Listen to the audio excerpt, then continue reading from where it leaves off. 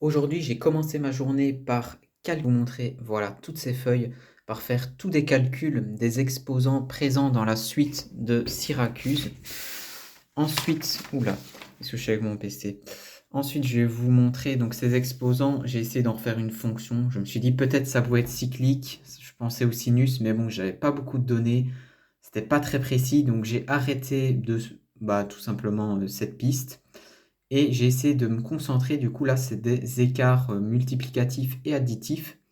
Donc pour vous expliquer rapidement, donc il y a des nombres. Normalement j'avais fait un post, vous pouvez retrouver un document où j'explique tout sur la suite de Syracuse. Mais donc ici il y avait donc il y a des nombres.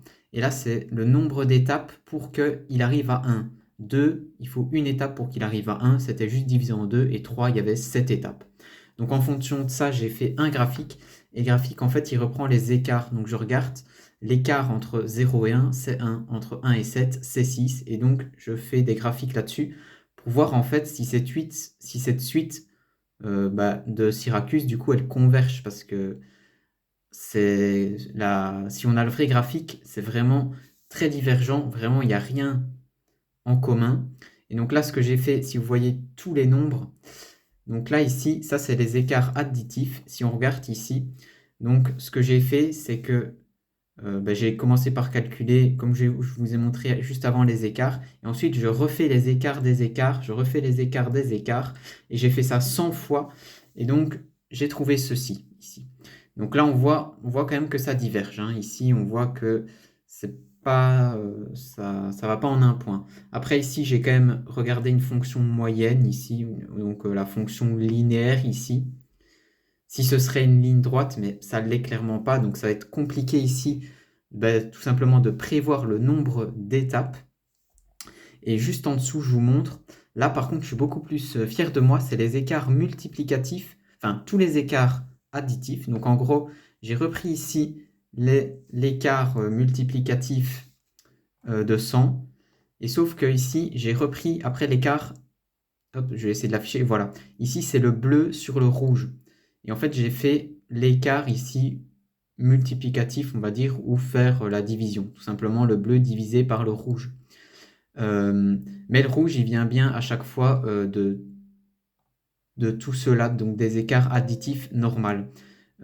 Ici, en fait, c'est vrai qu'à chaque fois, ici, si vous voyez EM98, c'est écart multiplicatif 98 de celui-là. Parce que je les ai testés un par un. Et au fur et à mesure, en fait, ça dessine de plus en plus ici.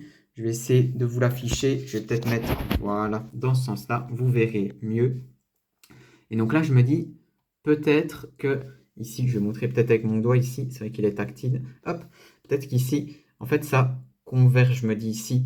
Après, là, au fur et à mesure, en fait, j'en ai perdu des données. Parce que si on regarde ici, des données, en fait, à chaque fois, en fait, je perds des données. Comme je fais les écarts, j'ai besoin de 2.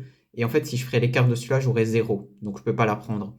Et c'est pour ça ici que j'ai moins de données. Donc ici, j'en ai plus que 100 du coup. Mais ce qui m'intéresse, c'est que c'était pareil pour tous et ça commence à converger.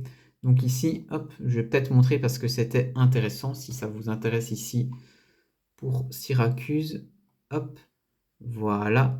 Si je mets celui d'avant, vous voyez, ça change quasiment pas. Et si je continue comme ça, encore à mettre celui d'avant, ça change quasiment pas non plus. Donc voilà où j'en suis actuellement. Je vais peut-être remettre ma caméra. Donc voilà où j'en suis actuellement pour du coup la suite de Syracuse. J'espère que ça vous a plu. N'hésitez pas à me dire en commentaire si ça vous intéresse, si vous aimez bien ce format, si vous voulez continuer de savoir où j'en suis pour la suite de Syracuse. Merci.